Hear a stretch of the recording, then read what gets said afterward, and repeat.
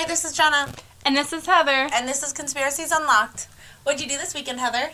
So this weekend, my son and I and one of our family friends watched the UFC 287 fight with Pereira and Adesanya. That's fun. I haven't seen a UFC fight since, I don't know, it's before I had kids. It's probably like 7 or 8 years ago. It was a pretty good, we watched the entire... It's like 4 hours, isn't it? Well, I think it started at like 3 and it was over at like 11, I think. Oh my god, it's like 8 hours. That's like a full-time job. There was a lot of fights. They go 3 rounds and they're 5-minute rounds. But it wasn't just them fighting, with other people fighting too, and they were like They were the main card. Yeah. Yeah, it was a main card event, and Adesanya won the middleweight championship. So basically, he got his belt back because he got it back. He had it, and then he lost it. And it's like this big old thing. They've been going back and forth, I think 3 or 4, I think this is our 4th fight. And he got the belt back, and he was super cocky, dancing around. Of course he was. I would be was too. He just he probably has a concussion now too. And, right. Oh, I don't know what he has, but he has definitely a lot of money now. I'm sure he did before, but yeah. Now he has more. I went to go see Super Mario Brothers with my little cousins. Oh, how fun. Yeah, that was super fun. I've been waiting 30-something years for a movie like this to come out. So, I was excited. They're little. They were excited because they've had it their whole life. Yeah. And I took two of my boys as well. So we all got to go. And, yeah, it was super cute. It actually went by, really quick. I thought that I would get bored of it, halfway through the theater, just, my mind go off. Because, that's what happens when I went to Paw Patrol and all these other kid movies. Yeah. So there was that concern, but... Okay, guys, if you ever played Super Mario Brothers, you gotta go see it, because there's so many, it references, everything from, the main thing is, getting the star, that's, their goal, or whatever. Oh, yeah, okay. But, they have the flower where it shoots, and he turns into a raccoon eventually, where he can fly, and, how cute! So they do, the whole thing, and then there is a super special surprise thing at the end. You have to wait until all the credits are done. All the credits. That, yeah. And then, and the only reason why I stuck around, I made my little cousin, so they're like, let's go, it's not gonna work, it's not gonna happen. And I was like, no, I read it online. Somebody said that there's, a super cool after thing or whatever, so it was good. I'm not gonna ruin it, but it was the last little, yee! Oh my gosh! Yeah. They brought it back! I love it. So it's worth waiting for the end It's worth credits. it, yeah. It's 5 minutes for the credits, and then it's worth it. Why not? So. Maybe I'll ask my son if he wants to go see Super Mario Brothers, because we have played, I think he has Mario Kart. And Finley's actually in the studio with us right now. We did it after work today randomly. It's a Monday. And, yeah, he's here, listening in. I think ignoring us. He hasn't. You want to say hi? You want to say hi? Say hi. Hi. I don't know if you guys could hear that. He's at the other side of the room, but he had his little hi. All right, so I'm going to talk about the Rothschild family today, because we literally cannot do a conspiracy without that name coming up. You've done it, you've said them 2 or 3 times in these past. I know that I've said them for sure 2 or 3 times. So I actually went in looking to do a different topic, and I was going through different topics I wanted to do, and I forget which one I was going to do, but instantly Rothschild family. And I was like, who the fuck are these people? Right, yeah. They're just notorious, infamous. They're just there. Yes, who are they? Where did they come from? Where are they now? Why do they control all the money? And why do they have their little hands on everything? And I'm sure you're going to get into it because you are, but I know that they go back many generations. Oh, so yeah, it's generational been wealth. A long it's time. Crazy. It's nothing new. It's not like we're hearing a lot about it now. They've been around forever. Bezos and those Jeff Bezos and Elon Musk. Those are new wealthy people. But these people, they've been controlling, and there's theories that they control the World Bank and that they control everything. And you'll find out why. Because they did. I don't You'll see. We will get into it. Yeah. All right. I'm very interested. So I had already known that they were a prominent, influential, wealthy family within the world of banking and finance, but I didn't exactly know how far they went. So I looked further into it, and some of their origin is from just being at the right place at the right time. Their origin story is just everything kind of fell together just right. Like planets are aligned, stars shine bright, just pure luck, I guess. Wow. Of course, like there was some like hard work, and you know they had to chase it a little bit, and they took what they had. It was like almost making lemonade out of lemons, you know. Yeah. They took whatever they had and they did it. So they're like smart, but it really was like whenever I go through, you're gonna be like, wow, like they really did. It kind of just fell into them. And they just kept rolling with it and just like snowball effect, you know, like they had like a little bit and they just kept rolling it and then just collecting and rolling and rolling and rolling. So the family can trace their origins all the way back to the 15th century. Oh, okay. So not the money part, but how far they can just do their DNA and their like family tree. And the family is named Rothschild, and that means red shield in Yiddish, because their ancestor was in the house of the red shield, whatever ancestor from the 15th century. Okay. And so remember, that's like how we get our last name, like Farmer, because like there were so many Joes, but there was no like last names at some point, so they'd be like, oh, you know, Joe Farmer down the road, or Woodsman, or they were a woodsman. No, that I know, I've heard that before. You've heard that. Yeah, that makes sense. I'm not sure if that's everywhere, but that's how it makes sense that that's how everybody would get their last name. Depending on their skill or their trade, or maybe like even where they're from, like in the mountains or something, or I don't know, whatever. You're just describing. Mountain man. Like, I think they'd be the woodsman. Well, woodsman. That's what I was. Woods, that's what I was like thinking. Mountain man. And then people, and then of course, like a lumberjack, maybe would be. Jack. I don't know, or Johnson, because they have a long Johnson. Okay, anyways, so that name Rothschild became known in the financial world by Mayer Amschel Rothschild. So Mayer is spelled Mayer. So it's either Mayer or Meyer. I'm going to say Meyer because Mayer sounds funny. I think it might be Mayer. I think it might be Mayer. Do you think so? Is that a name? I've never. Well, I'm thinking of like John Mayer.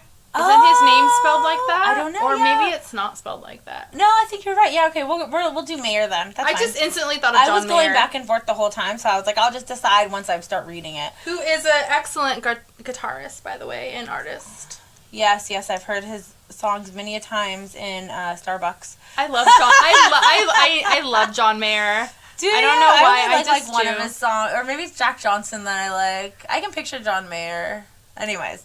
Yeah. Okay, so Mayer Amschel Rothschild was the sole person responsible for the founding of the Rothschild banking dynasty that we know them now. Okay. And then, so he was born into a German Ashkenazi Jewish family from Frankfurt in 1744. His parents were Amschel Moses Rothschild and Chance Rothschild. He was the fourth son in a family of 8, and you'll notice that I only cover sons because nobody cared about daughters because they couldn't do anything. Well, so plus, if you notice, it's all about the sons. I'll name daughters, but I never go into detail, and you never see anything about them. You never hear about them because it's like they couldn't do anything in the banking world. That's business. That's not. They're supposed to stay at home. Well, it's like whoever they marry, they're going to take on that name, and then they're going to follow whatever their husband is going to be doing, because at the time, there was not, like, no feminists or anything. It's like like you said, they're just at home or following the husband. As I was going through the family tree, I noticed that a lot of the husbands actually took on the daughters' names. Really? Yeah, because you would think about it, and it's like, if any of my boys wanted to marry a Rothschild, I'd be like, or even like, I don't know. A Musk? A Musk. Because they're little enough to marry an Elon's daughter. Go do that. Take on that. I don't know how their father would feel about that, but I'd be like, sure, I'll change my name too. Let's do it. We're all Rothschilds now. Thank you. So it makes sense. I realized I said Musk, but I thought he had a daughter. I think he only has a son now that I'm thinking about it. He has like 8 kids. He's like a Nick Cannon. Oh, no way. Yeah, he has a shit ton of kids. Oh, I guess I don't know. He definitely has a girl along the way, I'm pretty sure. But yeah, he's like 8 kids. What was I going to say? Blah, blah, blah, blah, blah. So, he was the 4th son in the family of 8, and so I actually think he was like 6th or 7th in line, but he was the 4th son. Oh, nobody cares about the daughters, it's about the sons. He attended Frankfurt Cheddar. Cheddar is a traditional primary school teaching basics of Judaism and the Hebrew language. Oh. So instead of like elementary school, it's Cheddar. That's what their, like, word for school is, I think.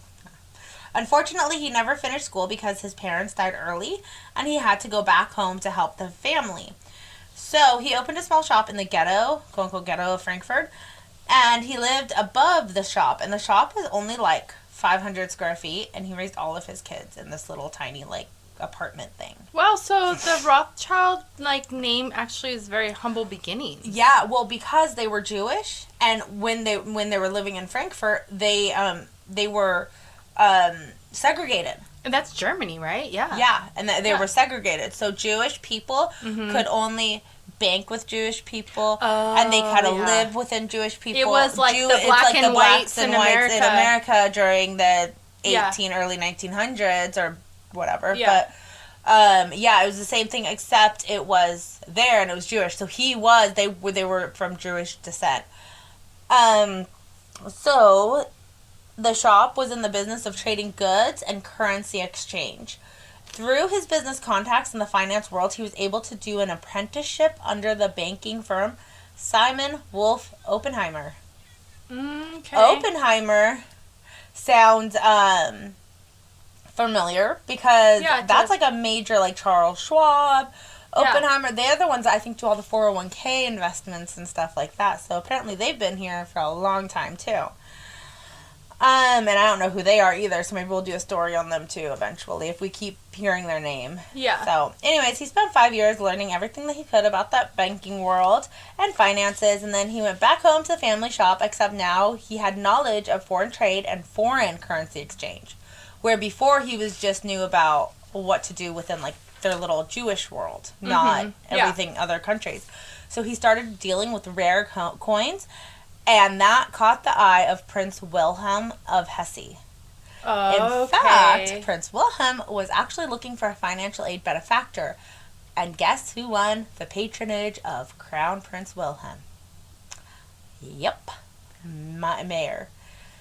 And this is what really, like, catapulted that Rothschild name. because now you're with the prince. You're with the fucking prince. This is royalty. So that's, like, the thing. Yeah. You're basically, like, what, like a financial advisor to a royal family? Yeah.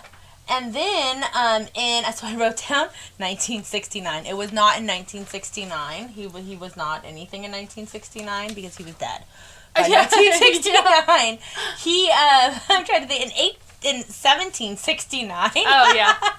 he that all happened in 1969. He held the title court factor, quote unquote. And the court factor is a Jewish banker who lent money to the government or royals. It's interesting because they had to be a Jewish banker in order to lend money to the royals. Yeah, that's what the court factor was. So that title is their Jewish banker. Oh, but why did they have to be Jewish? I don't know. I didn't get I just didn't get that far into it. I was too busy looking at court factor. Was it that maybe it was like the Jewish community sticks together, so I want to have they have to be Jewish, you know, like to support each other. Is Jewish. The prince isn't Jewish, I don't think. Oh, okay. Yeah, so I'm not sure. But so he's legit, like, lending money to the royal family, and so that respect gave him, you know, that name, catapulted that name. Yeah. And after the French Revolution, business for Mayer was booming. He was now the middleman between Britain and the hire of the Hessian mercenaries. Oh, wow. Mercenaries. So he was like the middleman between that. Once he got a handle on that, he took his business to the next level and started providing international loans.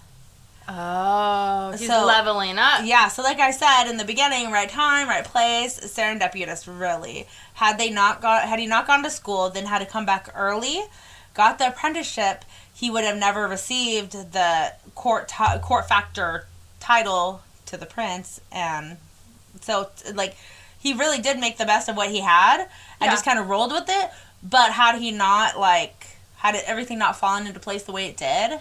Yeah, you maybe wouldn't have even had the opportunity. No, yeah. So really, silver lining, yeah. Yeah. So, so that was all great for Amschel, but then how did they continue it on? You know, like, they still good starting point. It's a good starting point, but it would take the family to continue it on for 400 years later. Mm-hmm. You know what I mean? So in 1770, he married a woman named Guttel Schnapper. Guttel? Hey there, Guttel. Guttel? Guttel. The first name Guttel. Yeah. is Guttel. Guttel. And the last name is Schnapper? Schnapper. Or maybe Schnapper. Schnapper? Schnapper. I like schnapps, so I wanted to say Schnapper, but it could be Schnapper. So they had a whopping fucking 10 children together in that little tiny apartment above the shop. And they had 5 boys and 5 girls. Oh, wow. It's like the Brady Bunch. Yeah, except they're all just one. Yeah. Poor Guttel. But Guttel really got her schnapps really spread. Dude, Guttel was busy. Guttel was something. She's had to cook and clean and pop out all these babies and... Yeah, so all the boys were named, their last name was Mayer von Rothschild. And their first names were Amschel, Solomon, Nathan, Carls, and James. And then the girls were Chance, Jeanette, Isabel, Babette, Julie, and Hennette. I think Babette's so cute. I was just gonna say Babette is adorable. And this is like 1700s, and it's Babette. I mean, Babette. Isabel, that seems like a really new name too. And even Julie? Nathan, that's A new, yeah. it seems like a newer name. But no, Nathan I think was in the Bible. Nathaniel. Yeah, that was in the Bible. Yeah, but... Yeah. I didn't know that. Yeah, I've never even heard of the name Amschel before, as a name, ever. I've never heard Babette. You haven't? I have. I don't think so. That's where Barbie comes from. Barbie's what's short for Babette, I think. Not really? I think so. Wow. I never knew that. I thought Barbie was just a made-up name. No. Like Barbie was just Barbie. Like that was a name. Because there's people that are older than Barbie doll with the Barbie name. Like Barbie Benson. She was a really famous playmate. She was like the most famous of Hugh Hefner's girlfriends of all time. She was the girlfriend in the late 70s. Ooh, yeah. Yeah. Okay. And Barbie the doll was founded in the late 50s. So she was already born. Was the doll modeled after her? No. Oh, okay. That's a name. Barbie's it was a famous name. It was more popular name back then. I'm pretty sure. And then Babette, Babs. Hey, Babs. Have you ever heard the name Babs? Yeah, maybe I have. Betty? Heard Babette. Well, Betty, yeah. Betty, but I that's know Beatrice. Betty. Yeah. Yeah, but I guess that'd be Beatrice. I don't know. Anyways. So, and you're going to see that a lot of the names, they reuse. They have, no imagination. They just reuse the same names over and over and over and over and over again in here. So, you'll notice that. So, anyways, in 1806, Napoleon invaded Hesse, and this only helped the Rothschild business as he profited from importing goods around Napoleon's continental blockade and getting the goods into Hesse. So he worked with Napoleon? No, he worked against Napoleon, but he was trying to get them around Napoleon. Oh, got you. So he was able to bring in stuff. Yeah, that no one else was able to. Nobody else was able to because he was doing international finance and all that. Yeah. So it's when war happens and bad shit happens, he found the silver lining and makes more money. And so he's almost like an opportunist. He's I thought of, did you ever see the movie Ice Age? I think it was, yes. Well, no, not the first one. Was it the first one? I get them all confused because we watch all of them all the time. Yeah. But I don't think it was the first one. It definitely was not the first one now that I think about it. It was the one where they were going to flood. I think it was Dawn of the Dinosaurs, and the flood was coming. Whatever. So this guy who was always selling things out of his shell or whatever, whatever he was doing. Yes, and then his friend goes. It was a turtle dude. He falls into the river, and then some it was Dawn of the Dinosaurs because the dinosaur comes up and eats his friend, and then pops out the shell, and then he goes, oh, shell for sale, mobile house. Yeah. I'm dude, I'm just picturing that that's what these people are doing is they're opportunists. But then again, whenever there is war, people war is for profit, and everyone always tries to, anybody that can profit from war, they will. You should see everything they profit from. You got to look at we'll get into it. It's pretty it gets pretty scandalous sometimes. Yeah. So he started investing funds in London, and when he started doing that, he realized that he would need to open up a shop over in London. So he sent his son Nathan to London to run it. Nathan even became a London citizen. Okay. And in 1811, the Grand Duke of Frankfurt abolished a law that Napoleon had made. freeing all Jews living in Frankfurt that were forced to live in the ghetto and only do business with other Jewish people, along with all the descendants, that they should enjoy the same civil rights and privileges equal with other citizens. Oh, that's awesome. Yeah. Okay, but in exchange for the freedom, the Jewish community would have to pay a fee of 400,000 florins. What? So they are taxing them. Yeah, a florin was currency that they used back in. It's like no longer used in like most countries. I think they use it in like one or two countries still, but it's not. Yeah, it's not It used to be like the main thing. Yeah. So guess who loaned the money to the community? To pay the money for the yeah. Jews. Well, I'm gonna go with the mayor. Mayor frickin' Rothschild. Yeah. And then, Mayor, being the opportunist he truly was, sent his son Jacob to expand business in Paris. Okay. Don't you want to know why? Well, Paris is the romantic city of love. Well, here it was so they could finance the Wellington armies when they invaded France and eventually took down Napoleon during the Battle of Waterloo in 1815. Oh, wow. Gosh. So they're like really in it now. They are opportunists. That's what I'm telling you. Like, really in it like now. They're wow. like taking anything, like they're making lemonade out of lemons. Well, they were already, because they were like, they did the, before when they were trying to get the goods like around where Napoleon was and stuff, right? Yeah. And then now they're taking Napoleon, helping to take Napoleon down. So, sadly, Mayer died in 1812. So, he wasn't that old. Yeah. Yeah, he was, I should have written it down. I don't know why I didn't write that one down. But, yeah, he wasn't as old as I feel like he should have been. But, anyways, so Amschel, the oldest son, took over the Frankfurt Bank. Solomon expanded business to Vienna. Nathan, still in Paris, became the largest London bank, and it was called N.M. Rothschild and Sons. Jacob, at some point in time, all of a sudden his name was changed to James. Okay. Don't know why, don't know when. And took over Nathan's Paris bank. Carl went to Naples and opened his own bank. And they were referred to as the 5 Arrows of banking. So they all have their all own private five banks. went, to different, all over Europe. And they definitely did some scandalous and morally questionable things in their life.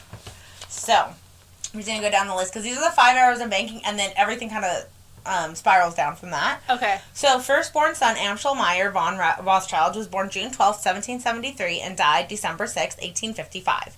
He had no children. So, his nephews, Carl's sons, eventually took over the Frankfurt location, which is like where they lived, where, all that. Their names were Mayer Karl and Wilhelm Karl. I'm telling you, they all just name each other after each other. Yeah. So the second-born son, Solomon Mayer von Rothschild, was born on September 9th, 1774. He had one son, Anselm Solomon Rothschild, and a daughter, Betty von Rothschild. In 1817, he was made a shareholder by his brother James in the Paris branch. During this time, apparently Solomon's daughter, Betty, got super close to her uncle James. They ended up getting married. Ooh. Mm-hmm. That's scandalous. Well, apparently this type of marriage is called endogamy. It's when people only marry within a certain group of people and they reject outsiders as to keep money within the family and also keep a pure bloodline. Oh. So this was, how it was popular among like royal people. Yeah, okay. And then remember they finally figured out that like incest causes like deformities and shit. Yeah. And like all this bad shit. Or they just have spontaneous like a miscarriages and stuff. Yeah, it's not healthy. Yeah. So that's why it's legal, like at least in the United States now. But other countries, I'm not sure if they still do that other places. But the reason for this wasn't to keep the pure bloodline, it was just to keep money in the family. Mm-hmm. And so I was trying to figure out and try to justify, like, maybe they weren't really that close, or maybe this or that, and I couldn't justify it, so we're just going to go with the money thing. Yeah. So, I mean, it makes sense that it sounds like it was almost like an arranged marriage. Like, they probably told her, you're going to marry him because blah, blah, blah. And I'm sure she didn't have a lot of choices. Probably not. So, in 1820, Salomon was sent to open the Vienna branch in Austria. This was named SM von Rothschild. This time, they financed the Nordbahn rail transport network, which was Austria's first steam railway. Not only did they finance the railway, but they also took on several government projects. Oh, wow. Solomon's connections were deep within all the aristocrats and the royals in Austria and really, like, all over Europe. Like, he was the one that would go out. Like, he is the, like, really, like, I think he was the one that did the most stuff. Yeah. So, apparently, his branch was the one that basically introduced the Austrian economy, like, made it boom, made it happen. Before that, they didn't really have an economy or anything.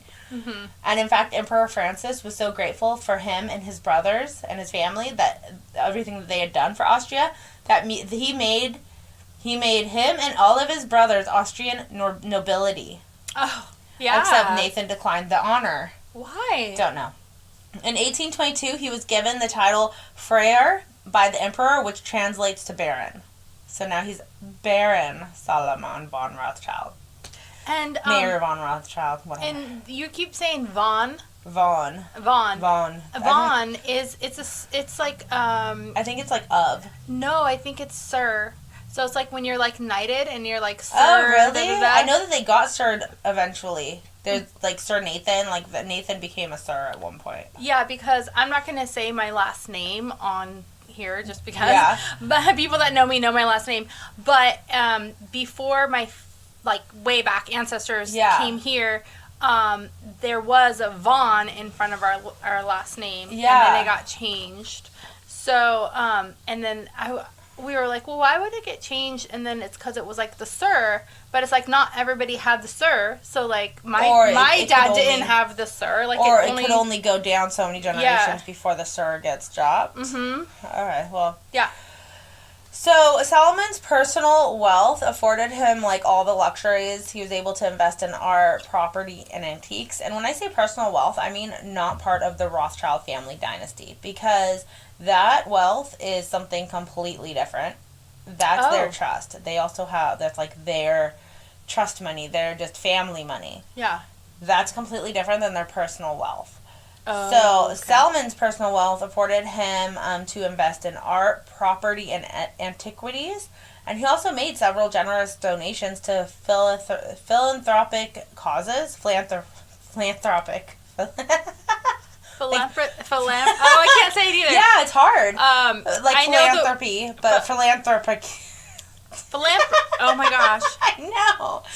I know the word in my head. I know. I think we all know.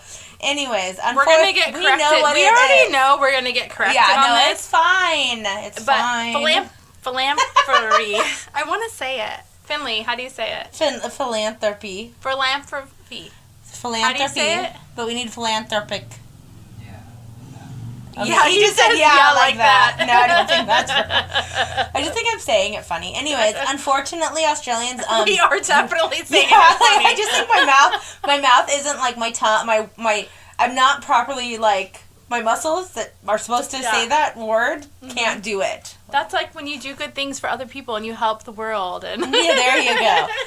But Australians got jealous of the elite and their wealth.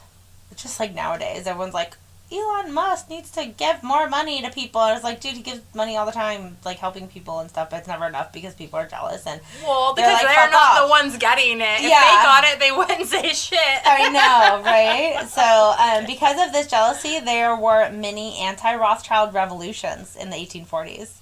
Oh, wow. And this hatred got to be way too much for him, so he retired at the age of 74, moved to Paris, and he died on July 28th, 1855, at the age of 81, if I did my math right. I don't know. But, I mean, retiring at 74 is fine. I mean, but he was like, fuck this shit, I'm out. Yeah. So then it was kind of like, well, guess what? Now Austria, so much for your philanthropy. All the donations he's caused. So he left the Vienna Bank to his son, Anselm. sympathy. Okay, so this one... I just want to say it. So this third-born son, Nathan Mayer Rothschild, was born on September 16, 1977. He had 7 children, 4 boys and 3 girls. Nathan was said to be the most accomplished out of the brothers. And I was, like, doing all this. I'm like, dude, this guy's good. Like, he did a lot of scandalous shit, unethical, morally questionable. But he did so much. He made so much money, and he worked around so much shit. And, like, he was just like, oh, really? I guess, like, he's a very straightforward person and just, like, no zero fucks given attitude. Yeah. Just, this is what it is. I have this, you don't. Yeah. I'll lend this to you, and you'll pay top dollar. Sorry. Supply and demand, motherfuckers, and I know what I'm doing. Yeah. Like, he was just, and he Nathan was ruthless. And Nathan was the one that he sent first to London. Remember that his dad had sent first to London.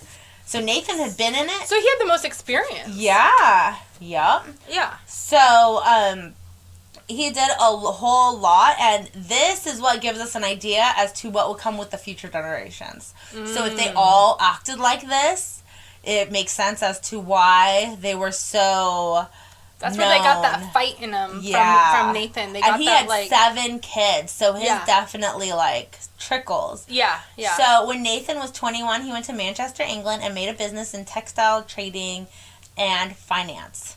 Okay. So I had to literally look up textile trading because I was like, well, that's like fabric, but what does that have to do with finance?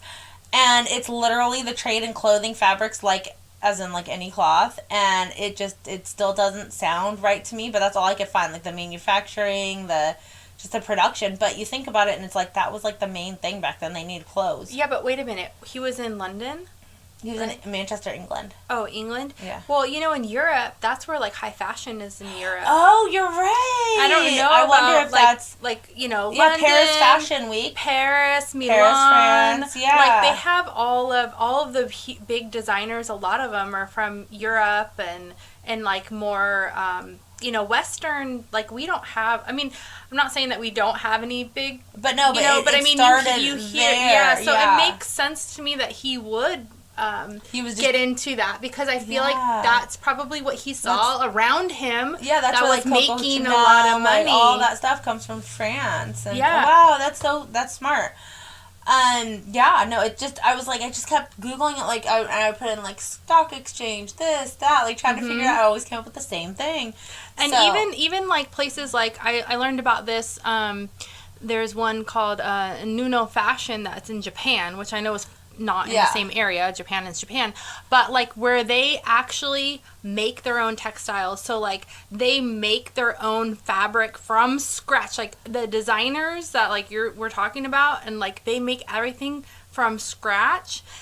And they only make so much of it. So he could have been dealing with textile fabrics that it's like, there's only, 500 yards. And that's it. And and this was designed by whoever in that, you know what I mean? Like, whatever designer, you're never going to find that again. And then it makes it even more valuable. That makes sense. They hype it. That totally makes sense. It's not like, I don't think it's like mass produced, like nowadays. Yeah. No, this is like probably stuff that is made in like lower quantities, so they can say, oh, this is rare, this is, you know. No, it makes sense. So in 1804, Nathan got into the London Stock Exchange. So that's obviously, he had to move to London, and so he was sent to London all at the same time. It all happened. So he made his money in London by trading bills of exchange and dealing with foreign bills and government securities. If you notice, almost everything they do, they have prominently placed themselves in the most profitable and best positions to be in within the government in the world. Yeah. This is and I like that you said world, because they are everywhere. And this is probably one of the reasons they are connected to all these conspiracies. When something wonky happens in the world, there's always a Rothschild nearby. But the Rothschilds were always nearby. It's not like it's happening because the Rothschilds are there. They're just always there. Yeah. So, anyways, Nathan ended up being a Freemason of the Immolation Lodge number 12 of the Premier Lodge of England in 1802. In 1809, Nathan was dealing in gold bullion, and his business name became N.M. Rothschild and Sons. Okay, Nathan so now he's in the Mayer's, gold. Yeah. Yeah. In 1811, and so you'll see through all this, you'll hear the same, like, it's almost like different points of views, because it's like their biography, not somebody else, not their brothers. But they're all intertwined, because in 1811, Nathan negotiated with Commissary General John Charles Heres to pay Wellington troops and made subsidiary payments to British allies, which we already heard that he was doing this from when I was talking about Amshire Mayor. Oh my gosh, Rothschild. I know what you mean. All the names, because they keep saying, like, the name, Yeah. It can get a little confusing because the names do repeat themselves. But that's just how they named their family members. So. In the 1840s, elite French socialists started attacking Nathan's morale by saying that he knew the outcome of the Battle of Waterloo before anyone else in the British cabinet. Oh. And that battle happened in 1850. So, it was way later. But, however, Nathan profited so much from the battle that people knew that the only way he could have profited is by knowing the outcome before the rest of the world. So he was able to pull funds from the London Stock Exchange before he lost his money. And so it's like, could this be like the first accusation of insider trading? Yeah, it sounds like it. And so they say that he essentially frauded the rest of the British stockholders by making their stocks plummet. Yeah. I mean, how would he know? I mean, I guess it's I'll possible. tell you about it in a second. So remember in the 40s, Solomon retired in the 40s because of the outrage of the people in his country. And if you look at both Solomon and Nate's lives side by side, their business ventures both coincide with the same wars and the same global issues, and they both dealt with and profited all of it in different ways.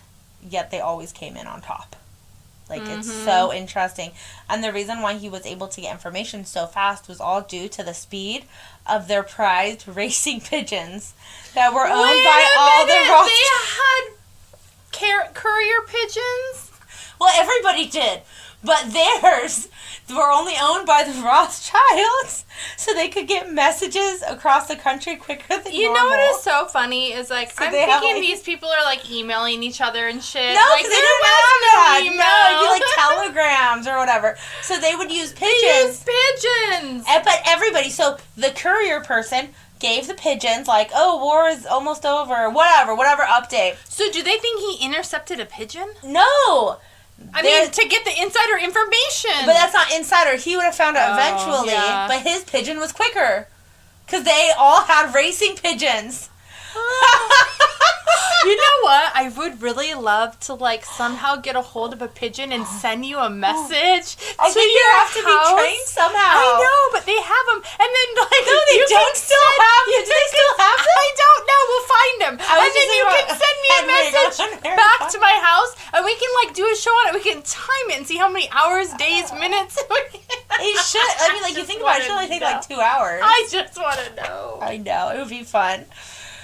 I need a pigeon for just at work. I always tell the guys, like, I wish that we could do, like, the telephone game with a cup and put a hole in the wall and do a string and put another cup on the other side of the wall. Hello. You need an intercom. We do. I just yell. You need a little hamster that's trained to run back and forth the notes. Oh my God. We never did put the hole in the wall for the hamster. We had a hamster once at work. His name was Bertus. We had him for about 6 months until nobody took care of him. So, like, the guys just did not keep up. They're like children, and they didn't keep their promise of cleaning their cage, and I got sick of it, so. Was he released to the wild? No, we gave him to a family. Because he had so many accessories, because the guys really vested into it. He had a little car that he'd drive around in the shop, and he had little balls and everything, and he had, like, tunnels, like, intricate. No, I do remember seeing him. Yeah, I went there, and I do remember seeing that he had a very elaborate He had a habitat. bath. I'm not even going to call it a cage. It was like a habitat, because he had these tunnels and these, like, all sorts of different cages that led to other cages. Yeah. He had so many accessories. He had, Jackie got him a bath. Like, a bath. Like, literally, you're supposed to put him in there and, like, wash him Did anybody ever wash him? No, nobody washed him. I don't think you're supposed to do that. They wash I themselves. know, I don't know, dude. But these guys, my employees were buying shit for this damn hamster left and right. Finley had a hamster. Its name was Pikachu. Oh, I remember that. And sadly, he passed away. Oh. They only live like a year or two. Do they?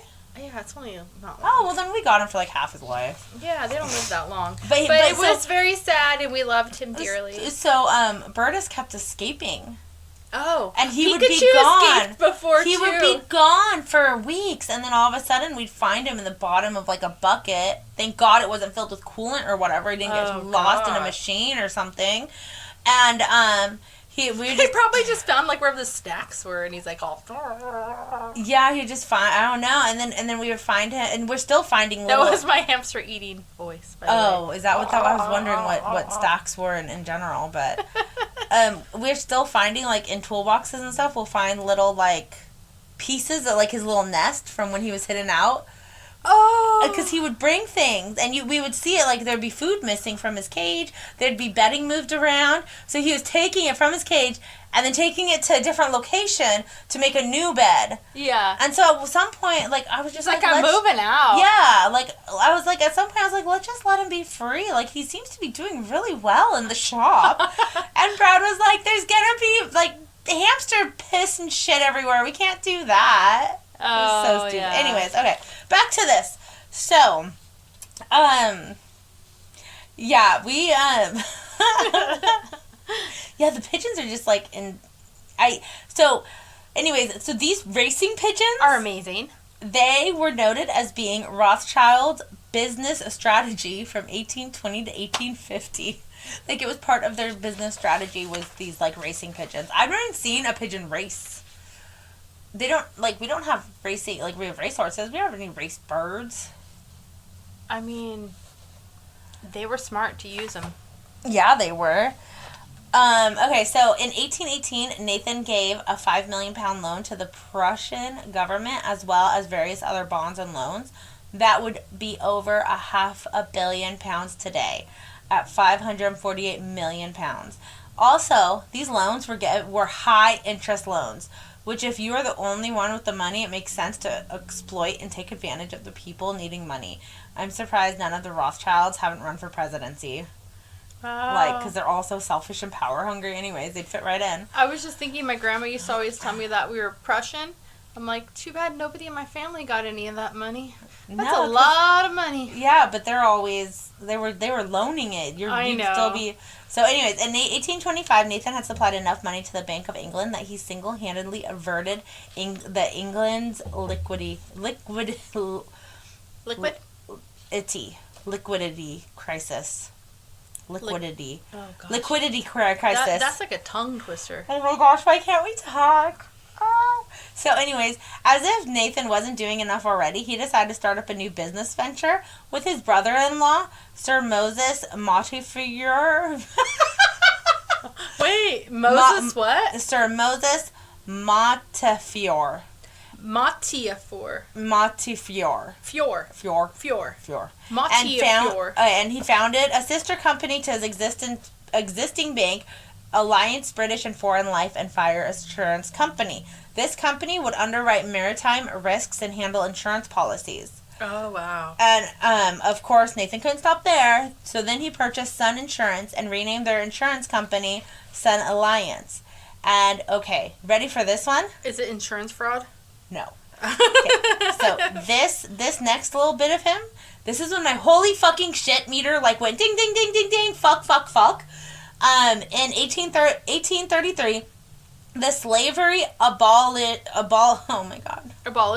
abolished slavery. Yes, act was put into effect by Earl Grey. Okay. Ultimately removing Napoleon's previous the whole like slavery is cool law, right? Yeah. So then in 1837, the Slave Compensation Act was approved. Oh, so they got what's the word? Reimbursed, like compensated for. Yeah, compensated. But who got compensated? The Jews? That's what I thought. No, yeah. But it wasn't the Jews. I think that they were the African Americans that were black people were being slaves, even in England. Oh, okay. But, I was just going back to. I was thinking about the whole what you were thinking, yeah. but no. So in my naive mind, I thought the same thing. Like, Yeah. oh my God, they're compensating the free people for being slaves all their life. No, they weren't. They were fucking compensating the slave owners because they lost their workers. Fuck. So Right? I was like, I had to reread wait that. a minute. So the African Americans, the black people, they didn't even get any money? No, the owners did. Holy shit. That's But- fucked up. They had to give. So the whole thing was like $15 million pounds of money. Yeah. To like compensate all these slave owners for everything. Guess who gave the money to loan? One guess. Nathan fucking Rothschild. And it gets fucking better because Nathan fucking Rothschild himself had 158 slaves. So he got a lot of money. He received 2,571 pounds from this. So he got his money back like tenfold. Yeah. Because he lent it, got back money right away, and then got the high interest loan from the money that he lent that he would be getting back anyways. So he got his money twice back again. Yeah. Or whatever. Yeah. So 15 million pounds then comes to 1.51 billion today. Oh shit. No wonder they have so much money. And so Nathan got like Because that's just 250 one transaction that he did, not even everything. So for the slaves that Nathan freed, his compensation thing, yeah. Nathan got just a measly 259,000 pounds in today's standards. That's all. Oh, and it gets worse. Ready for this one? The British taxpayers had to pay the loan back. Yeah. And this loan was taken out in 1837, guys. 1837. And the British taxpayers just paid this off in 2015. Shut up. 178 years later. That's how long it took for a whole country to pay off this? So if you paid taxes before 2015, you were paying back the Slavery Compensation Act, essentially giving money to The slave owners. Not even not the the people that slaves, were not freed. to help the freed people, but yeah. And then you want to talk about, okay, let's talk about this. COVID. How California gave out 15 billion or trillion, Yeah. or the 40 trillion or whatever that they sent to Ukraine. We have to pay that back. How many years? I mean, is it going to be our great, like 15 generations now down, they're finally going to pay off this fucking loan? Mm-hmm. Yeah. Fucking insane. It's a lot of money. So that's probably why people don't give a shit about it, because they're like, whatever, my kids, it won't even be around. Like, I won't even be here to pay it back. Our so kids let's aren't just do even it. going to. Whatever. Well, Our our kids kids will put money into but it, but we they will won't too, even. but they their will- generation nobody- won't yeah. even pay it off. No. But then it's like, okay, cool, so you're cool with taking all this money and doing all this, but it's not like the world is going to end, like, in our generation. So why are they worried about global warming if they're going to be fucking selfish assholes anyways? I don't know. I just think that's an insane amount of money. And I think that is fucked up that it went to the slave owners and that at least the people were freed. At least the slaves were freed. But they still how paid free on it for really how were long? they? Because look how long slavery was. Even in America, we still had segregation for how long?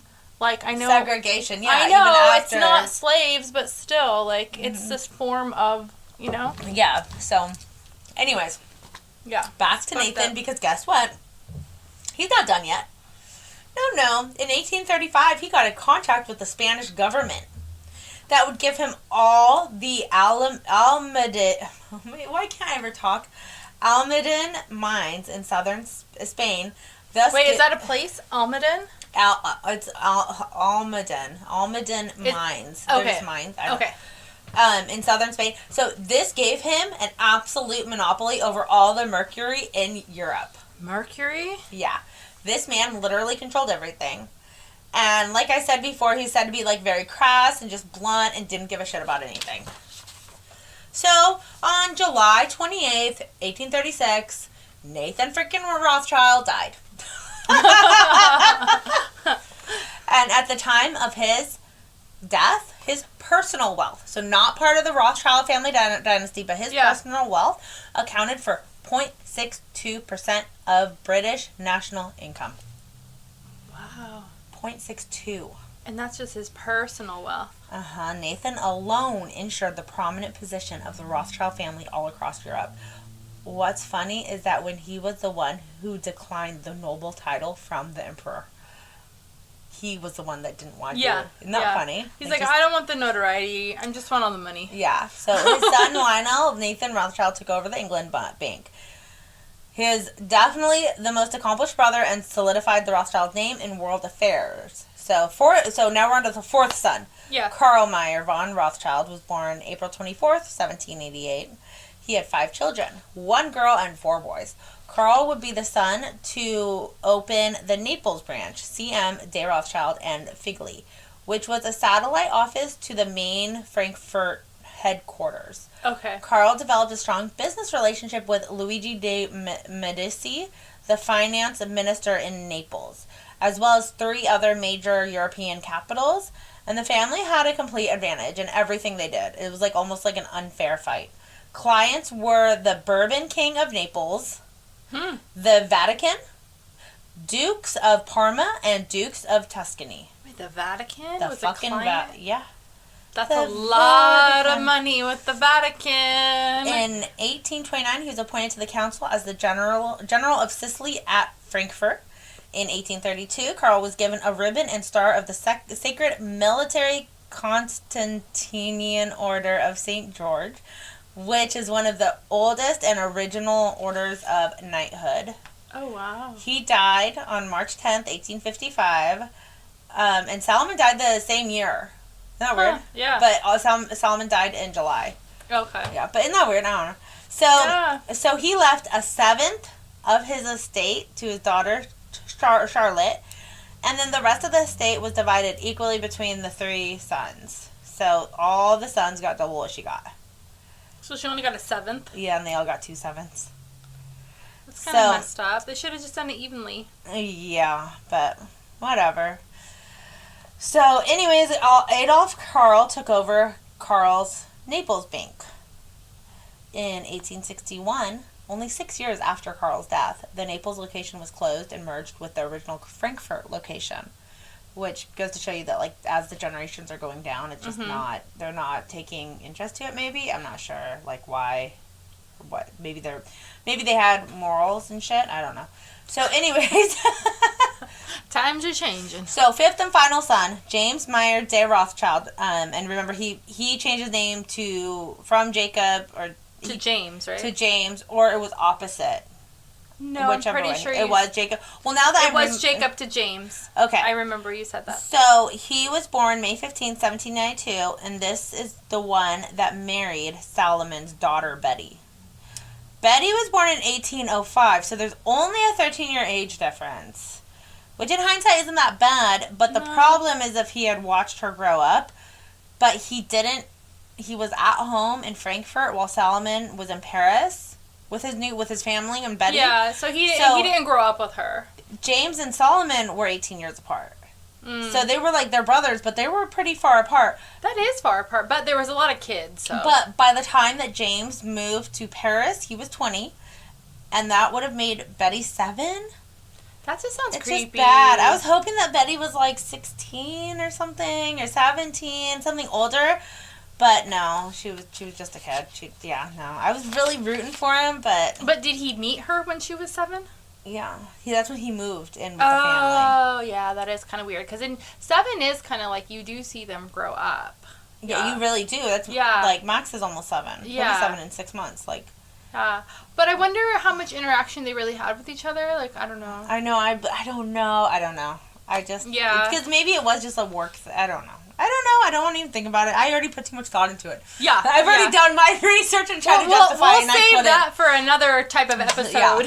So, James is the pedo in the family, and and so I guess anyways, every family might have one. I don't know statistics on that, but yeah. Yeah, so him and Betty went on to have 5 kids, 1 girl and 4 boys. So, he had moved to Paris in 1812 to help with James's bank.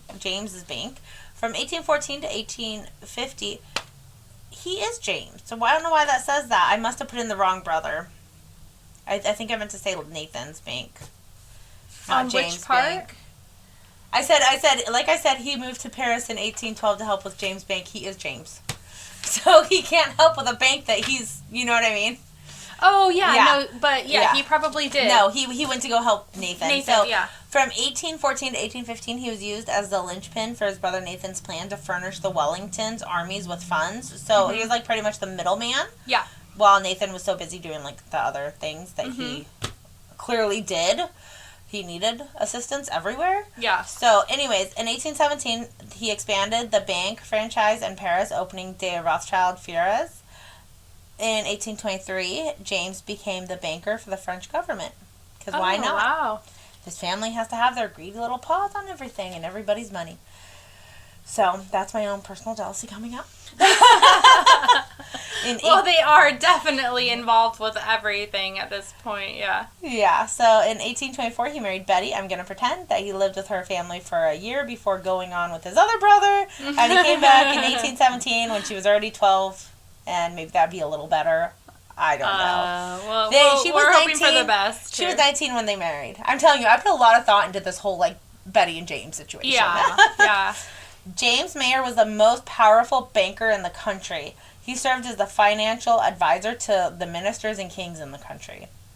After the Napoleonic Wars, he financed the construction of the railroads and mining businesses in France to boost their economy. He also dabbled in importer tea and wine. Okay. He was one of the richest men in the world. Alongside his brothers, no doubt. Oh, sure. In July 1830, the French Revolution made King Louis Philippe king. Like, made him king. Yeah. And James Mayer, it sounded funny because king is twice, but James Mayer loaned money to stabilize the new government and then a second loan in 1834.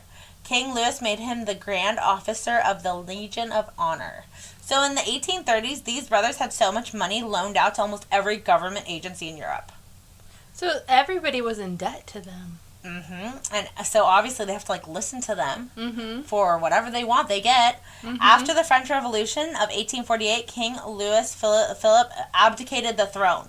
And Emperor Napoleon III took over, and James lost his political stance. But only for like a hot minute. Because he's Rothschild, got that golden touch. Yeah. And in and he ended up financing Emperor Napoleon III. Because why not? And getting back everything that he had lost. Yeah. In 1852, he had to defend himself from all the attacks of a credit mobilier. It seems right around the time that every country, that was like right when like everybody in Europe was having issues with the Rothschild sons. That was all about the same time, the 40s, 1852. So, is that because everyone was owing them money? And I don't know. They're just like pissed off. Just like people are pissed off at Musk and everything for buying Twitter. Who fucking cares, guys? It's social media. Yeah, nobody cares. Yeah, so in 1860, I put 19 again. 1868, James purchased a Chateau Lafitte, a vineyard located in France, and it's still owned today by his family. In 1868, Chopin, the famous Polish composer. Composer. He dedicated Valse Op. 64, number 2 in C sharp minor to James' daughter Charlotte. Aww. And apparently Chopin taught her and her mother Betty how to play the piano. Aww, that's cute, sweet, huh? Yeah. James died in November 15, 1868 at the age of 77. And at his funeral, / viewing, there were over 4,000 guests that were waiting in various drawing rooms, while 6,000 waited in the courtyard and thousands of citizens lined the streets. Wow. So it's a telltale sign of someone who is truly has helped the people, and he must have been very nice, and he must have been the more useful one, even though Nathan did all this philanthropic donations. I said it. His children, Alphonse and Gustave, took over the French bank, and his industrial interests spread as far as Africa and to the South Seas by the time of his death. This was the beginning of the legacy that their father, Mayer Amschel Rothschild, had dreamt of. Mayer is known as the founding father of international finance, and he was listed number 7 on Forbes' list 20 most influential businessmen of all time. And this list was compiled in 2005. Wow. The following generations would prove to have their own set of issues. Cousins were fighting over banks, properties, money, everything. The London bank eventually ran out of Rothschilds to run it, so it closed down and came together with the French bank. Wow. They just, like, ran out. That is so interesting. But you have to think to the me first son didn't even have any kids. Oh, yeah. You know, the first son didn't have kids, and there were, like, and then they're fighting and stuff, and they had already shut down the, which bank? The Vienna Bank, because whatever happened, like, it was, the 5 arrows had died off now. Yeah. So we're in a whole new generation. We're in the whole and new. how are they going to keep it going? How are they going to... So, I didn't really get too into depth about so much of that, but here's a rundown of the 7 pure blood Rothschilds that are alive today that are over the age of 18. Because I'm sure some of these have kids, but they're not doing anything yet. So yeah. So they seem like they don't have the family notoriety that they did once have, but this is still, like, they're still prominent because we still hear about them. So Nathaniel Nat Rothschild was born July 12th, 1971, and he currently lives in Switzerland and is worth $1 billion. Mm-hmm. He is the great-great-great-grandson of Mayer Amschel through his son Karl Mayer. Oh, wow. Gosh. So then, David Meyer de Rothschild was born on August 25th, 1978. And I looked him up on Instagram, and I think that he'd be so cute for you. Oh! Yes! He's a British adventurer. And his Instagram is, like, awesome, and he does a lot of philanthropy stuff. Oh, you told me about... I looked him up, actually. He made a boat out of, like, plastic bottles, and he just looks like a surfer hipster dude from LA. And he's living in, like, Santa Monica or LA, somewhere up there right now. And he's apparently now friends with Angelina Jolie, and he is worth $10 billion. He is the great-great-great-great-grandson of Mayer Amschel through his son Karl, just like Nathaniel was the dude before. They share the same great-great-grandma, and then their lineage parts ways. Oh, wow. Yeah. Well, it makes sense that he would be friends with Angelina Jolie because she's a she does the same type of Uh-huh. work, and she has the same passions. Exactly. And so I can see them being friends. Yeah. So, Evan James Rothschild was born on January 30th, 1977, and is David's brother. And he is a banker, and his net worth is $5 million. And Emma Georgina Rothschild was born May 16th, 1948 in London. $5 million sounds low for a Rothschild. I know, but it's... it's a lot of money. But it does seem low, huh? Yeah. But this is personal wealth, not... Oh, not generational or family. The dynasty. It's called the Rothschild family. The dynasty. Yeah, we're talking about a dynasty here. It's a fucking dynasty. I'm like, generational wealth, old money? No, this is a fucking dynasty. It's literally called the Rothschild family dynasty when you, like, Google it and shit. So she has been... so Emma Georgina Rothschild has been a professor for several prestigious universities and colleges, including MIT. She is a great-great-great-great-granddaughter to Mayer Amschel. She is Nathaniel Phillips' aunt. Oh. His father was her brother, and her net worth is supposedly $5 million. Okay. Edward Etienne Alphonse de Rothschild was born December 27, 1905. He is still in banking. He can't still be in banking. Does he live in 1905, France? He'd be 100-something years old. I must have put this wrong. He was born in 1950-something. Does he live in France? Yeah, no. He's the one that lives that owns the vineyard. Oh. Okay. He is still in banking and owns a portion of the family vineyard. His great-great-grandfather was James Mayer.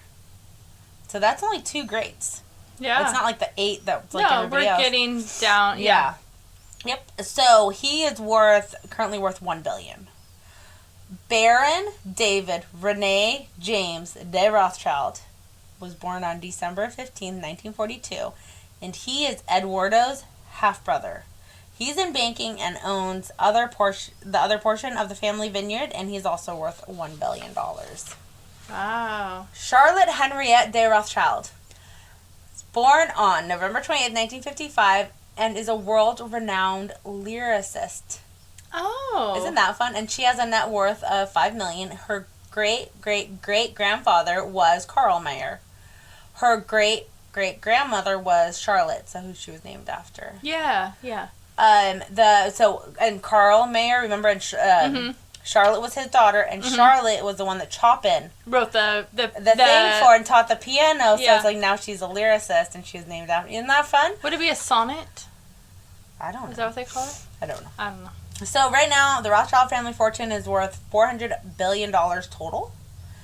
And the Mayer Amschel Rothschild, like, really did pass on, like, quote-unquote, generational wealth. I don't think the Rothschild family is going away anytime soon, or at least not for the next 10 generations. Because that's, like, so much money. And then they still have different banks that they... Yeah, they still have a few banks left, and they're in the banking world and all that. But I just want to know where they came from. My references is family.rothschildarchive.org, and they have their whole history of their entire family, what they did, everything. And also the Britannica. I did, like, the World Book Britannica. Yeah. Just to get, like, certain added information. But, yeah, it's, like, they go back a while, and his legacy lives on. Like, it worked. So we need to make a trip to Santa Monica? Yeah, we have to go find David. David Mayer de Rothschild, we're coming for you. I guess I shouldn't say it like that, but well, no, we're in not. nice We just ways. want to interview you. No, we just want to know. I want to set you up with Heather. No. She needs a husband worth billions. Stop.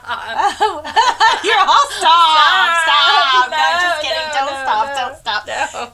You can be she'll be your sugar baby. I will not be any. I'll be the fun friend that keeps her occupied. All I need is an Amex. For the record, I will not be anyone's sugar baby. I just need a black Amex to keep her satisfied. That'll work out, right? I mean, so we can do some philanthropist stuff. What is it? Philanthropy. Philanthropic. Philanthropy. Philanthropic. Philipranny. What? I can't say the No. word. Just don't listen to me right now. Like, stop listening. Just share, like, subscribe. Right? Do all of that. Share, like, subscribe, tell your friends, email us. And now, conspiraciesunlocked@gmail.com. But now, if you go to our Instagram, which is Conspiracies Unlocked, you can click in. We have a link in our bio, and it's going to have little icons, and you can click on each icon. If you want to email us, you just click that little icon. It'll send it right to us. Oh my God, that's so easy, Heather. Why didn't we think of this before? Trying to simplify it for our listeners. And then we also have something that's fun. The day's not even over, and we've had over 85 downloads in one day. Yay, that's like a lot for one day. It is a lot for one day, considering this is only month 2. Yeah. So it's exciting. Thank you guys. Thank you Keep so listening. much. And thank you guys so much for going on this journey with us. We've had a lot of fun doing it so far. Email us, like, subscribe, and have a good rest of your day. Thank you so much. Thank you. Bye.